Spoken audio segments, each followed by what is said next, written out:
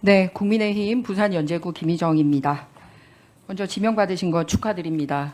그런데 워낙 의혹이 많기 때문에 그 부분에 대해서는 사실에 입각해서 말씀해 주시기를 부탁드립니다. 먼저 이재명 대통령께서 김민석 후보자를 지명하시면서 민생경제 회복을 이끌 사람이라고 말씀을 하셨습니다. 그렇기 때문에 이 본인의 재산과 관련된 소명이 저는 굉장히 중요하다고 생각합니다. 왜냐하면 일반 서민들이 살아가는 모습과 지금까지 나온 의혹에서 김민석 후보님이 재산을 운용하는 방식이 상당히 차이가 있는 것 같습니다. 일단 올해 회계년도 25년도 지금 우리나라 정부 예산안 규모가 어느 정도 되는지 아십니까? 네. 얼마입니까? 지금 예산안 규모에 대해서는 저희가 현재까지는 있지만은 저희가 지금 추계를 저는 사실은 다시 해야 되는 상황이라고 보고 있습니다. 왜 그러냐면 그러니까 본 예산 시간 때문에 본 예산 어느 정도인지 어바웃으로 말씀하시면 됩니다. 뭐 정확한 숫자까지 말씀드려야 됩니까? 대강 말씀하시면 됩니다. 어느 정도 규모인지. 그러면은 국가 채무 비율은 어느 정도인지 알고 계십니까? 채무 비율도 다른 나라 평균에 비해서 경우에 따라서는 OECD 평균보다 높다고 보는 경우도 있고 좀 낮다고 보는 경우도 그러니까 있고 어느 그렇습니다. 정도인 것 같아요. 어바웃 저는 마지막 뭐 정확한 점 이런 걸 원하는 게 아니라 규모를 가늠하고 계시는지를 여쭌 겁니다. 20에서 30 정도 사이로 제가 알고 있는데요. 네. 지금 우리나라 국가 채무 비율이 48.4%입니다. 그리고 지금 추경을 편성을 하면 이거를 넘어설 위험에 있습니다. 그래서 민생 경제를 해야 되고 지금 당장 국회에 올라와 있는 이 추경안에 대해서도 전혀 못 살피고 있는 것 같습니다. 그리고 우리나라 국가 이 경제 규모는 말씀드리면 올해 예산안이 673조 규모입니다. 그래서 제가 보기에 이제 민생 경제 회복을 이끌기 위해서 어느 정도 우리나라 살림 규모가 어느 정도인지 파악을 하고 계셔야 되고 국가 채무 비율을 알아야지 GDP 대비 국가 채무 비율을 조정하고 그래야지 이번에 그냥 돈을 살포할지 말지를 결정을 해야 되는데 제가 보기에 그거보다 훨씬 더 작은 단위의 본인 재산도 관리가 안 되면서 예상했던 대로 국가 전체 경제에 대한 그림을 가지고 있지 않는 것 같아서 매우 유감입니다. 질의하겠습니다. 자, 강신성 씨가 굉장히 많이 등장을 하는데 이분과 관련된 자료 제출이 없었어요. 그래서 그 450만 원 생활비 및 유학 비용을 제공받은 사실이 있는지 물었더니 뭐라고 얘기를 했냐면 강신성으로부터 반환받을 돈을 받았다라고 얘기했는데 반환받을 돈이 뭐죠?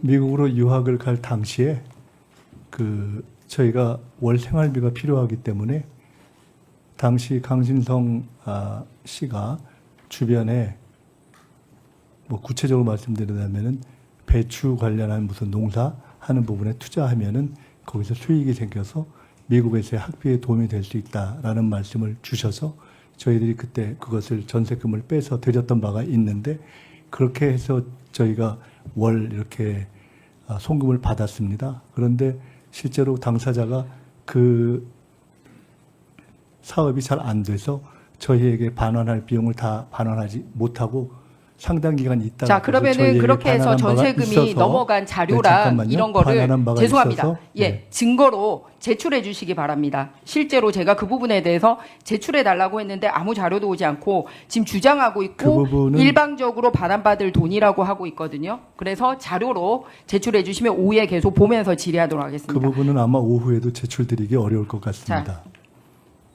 증명을 하셔야죠. 자, 다음 넘어가겠습니다. 또 다음으로 167번 질의 펴주십시오.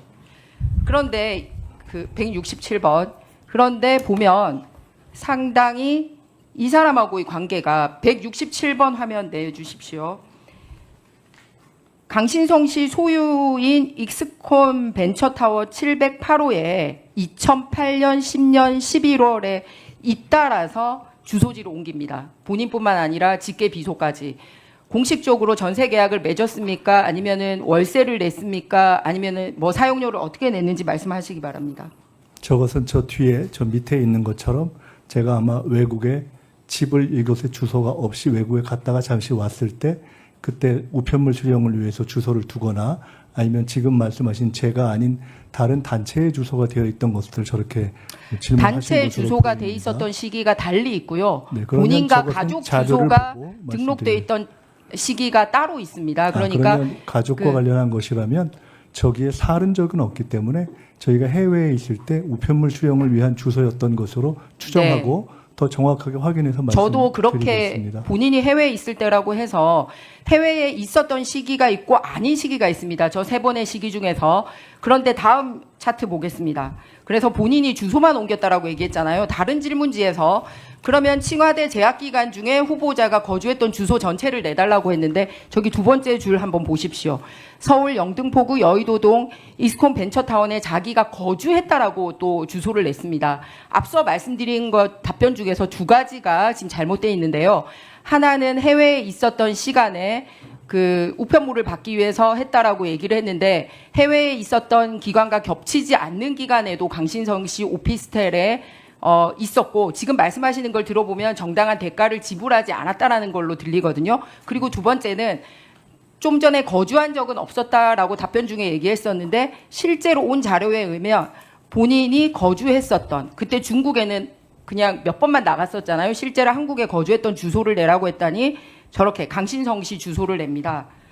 쭉 사진 한번 쭉 보여주십시오. 그래서 저희가 강신성 씨 관련된 그 증인 요청을 했습니다. 왜냐하면 굉장히 중요한 분인 것 같아서 보니까 이 여기서도 나타나요. 저기 이재명 대통령도 보이고 그리고 강신성 씨 보이고 또 이렇게 있고 행사 같이 다닙니다. 다른 사람 출판 기념회인 것 같고요. 다음 사진이요. 예. 그리고 또 이렇게 그 여사님하고도 아주 각별한 사이로 보입니다. 그리고 또 다음 개인 행사에도 나타나요. 이거는 이제 김인석 후보님 개인 저기 결혼식 사진인 것 같습니다. 그리고 심지어는 네 마무리하고 오해 계속하도록 하겠습니다. 답변 드려도 되겠습니까? 네, 네. 답변해 주시기 바랍니다. 강신성 씨와 저가 찍은 사진은 저 사진들보다 훨씬 많을 겁니다. 굉장히 가까운 관계이기 때문에 사진이 많이 찍혀 있는 것은 당연합니다. 아까 질문에 거주지라는 질문에 표현되어 있는 것은 일관되게 그 현장에 가보시면 아시겠지만은 사무실이기 때문에 거주지라는 질문에 대해서 그 거소로 우편물을 수령하는 장소라는 뜻으로 답변되었을 것으로 생각이 됩니다. 우리 김희정 의원님께서 중국 말씀을 하시면서 몇 번만 가셨잖아요 라고 말씀한 것에 대해서는 나중에 칭화대에 실제로 몇 번만 간 것이지 아니에 대한 질문을 할 때 거기에 충분히 일수를 맞춰서 간 것에 대해서 설명을 드리는 것으로 대신 네. 하겠습니다. 이따 그건 답변하시고 그러니까 거주하신 건 아니다. 그냥 우편물 수령을 위한 주소지다 그것은 이런 거주하는 말씀이시죠. 장소가 아닙니다. 그렇기 네. 때문에 아까 말씀 중에 우편물 수령을 위한 그런 정도의 장소여서 임대 계약을 체결하거나 그런 정도로 개인적인 용도의 그런 경우에 임대료를 내거나 하는 경우는 별로 없는 것으로 이해하고 있습니다. 김희정 의원님 오후에 계속 질의해 주시고요. 수고하셨습니다. 자, 그러면 지금부터 잠시만 주목해 주시기 바랍니다. 제가 구독자분들을 위해서 선물 하나를 준비했는데요. 제가 항상 여러분들께 드리는 말씀이 있습니다.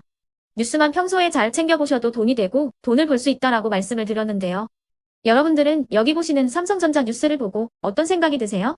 아니면 정치인들의 뉴스, 날씨 뉴스를 보고는 어떤 생각이 드시나요? 그냥 뉴스만 보고 끝내는지 아니면 이 뉴스를 어떻게 이용할 수 있는지 이 부분을 고민하고 계시는지를 되물어보고 싶습니다. 그 이유가 뭐냐 하면 제가 지난번에 여러분들께 뭐라고 말씀을 드렸었죠? 지금은 반도체 섹터를 눈여겨보셔야 한다고 말씀드렸습니다. 그리고 나서 이런 썸네일들 뉴스를 통해서 많이 보셨을 겁니다. 반도체 내용이 이슈가 됐을 때 부자들은 어떻게 생각한다? 반도체 관련주들은 뭐가 있는지, 어떤 종목이 가장 좋은지, 어디에 투자해야 돈이 몰리는지 자연스럽게 생각한다고 제가 말씀을 드렸죠. 그 이유가 뭐냐 하면 부자들이 봤을 때는 이슈가 곧 돈으로 이어지고 그 이슈가 나에게 돈을 벌어준다는 경험적 확신이 있기 때문에 부자들은 항상 이런 사회적 이슈를 관심 있게 챙겨본다고 제가 말씀을 드렸습니다. 이번에도 마찬가지인데요. 제가 지난번에 시청자분들과 함께하는 주식으로 수익 내기 이벤트를 진행했었죠. 당연히 100% 무료로 진행을 했었고요. 여기 보시면 아시겠지만 제가 지난번에도 구독이라고 보내주신 모든 시청자분들께 반도체 관련주 중에 가장 크게 급등할 딱 한 종목, 많은 종목도 아니라 한미반도체 한 종목을 여러분들께 추천드렸어요. 그러면서 여기 나와 있는 대로 정확히 얼마에 매수해야 하는지, 그리고 수익률이 어느 정도 나왔을 때 팔아야 하는지를, 이런 부분들까지 여러분들에게 정확히 알려드렸었는데 지금 실제로 어떻게 되었다? 오른쪽을 보시면 아시겠지만 제가 지난번 문자 발송으로 이 한미 반도체를 소개해드리고 나서 실제로 이렇게 5배 이상 어마무시한 상승이 나왔습니다. 100만 원만 투자를 했어도 무려 500만 원이 넘는 수익금이 생긴 거죠. 그래서 당시에도 굉장히 많은 분들이 제가 드린 이 한미 반도체로 수익을 내실 수가 있으셨을 텐데요. 다시 한번 축하드린다고 말씀을 드리겠고, 이번에도 마찬가지입니다. 앞으로도 2024년, 2025년 계속해서 기대해볼 섹터는 AI입니다. 그 중에서도 AI 반도체는 그 누구도 부정할 수 없는 미래 성장 산업입니다. 그러면 우리가 어떻게 생각해 볼 수 있을까요? AI 반도체 종목 중에 앞으로 크게 대장 역할을 하면서 10배 이상 급등할 수 있는 템베고 종목을 지금부터 열심히 추적해야 한다는 겁니다. 큰 돈을 투자하지 않더라도 월급의 일부분 아주 소액이라도 이 종목을 모아가야 수백 %의 수익률을 손에 쥘 수 있는 것이죠. 지금 여러분이 보고 계시는 이 유튜브 또한 AI 반도체와 아주 밀접한 연관이 있고 반도체야말로 대한민국의 핵심 산업으로 앞으로 더더욱 시장은 성장할 수밖에 없습니다. 그렇기 때문에 제가 이번에도 뭘 보내드리고 있냐면 지난번과 똑같이 구독이라는 문자를 보내주시면 제가 AI 반도체 관련주 중에 앞으로 대장주 역할을 하면서 주가가 가장 크게 급등할 한 종목을 여러분들께 문자 발송으로 종목명과 사고 파는 시점을 모두 알려드릴 건데요. 그 문자를 받고 여러분들이 주식으로 돈 버는 연습을 한번 해보셨으면 좋겠고요. 혹시라도 나는 주식을 하지 않는다 하시는 분들은 주변에 주식하시는 지인분들에게 말씀을 해주셔도 되고요.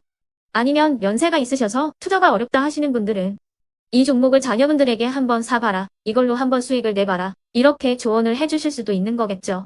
그래서 지금 이 영상을 보시는 시청자분들 중에 나도 이번 종목이 좀 궁금하다 하시는 분들은요. 누구나 상관없이 그리고 어느 시간대나 상관없이 부담 없이 010-2514-5930번으로 구독이라는 문자 보내주시면 제가 이번에도 똑같이 무료 추천 급등주 문자를 보내드리겠습니다. 이해되시겠죠?